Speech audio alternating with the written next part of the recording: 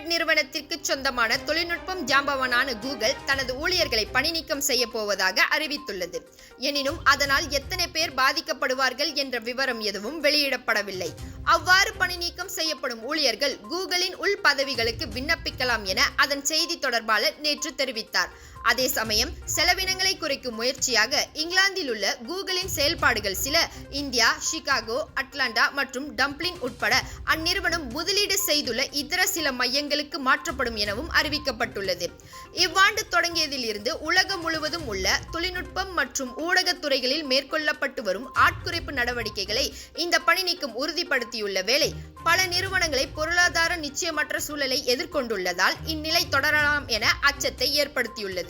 எனினும் இந்நிலையை சரி செய்ய ஆக்கப்பூர்வமான நடவடிக்கைகள் மேற்கொண்டு வருவதாக கூகுள் கூறியுள்ளது குறிப்பிடத்தக்கது.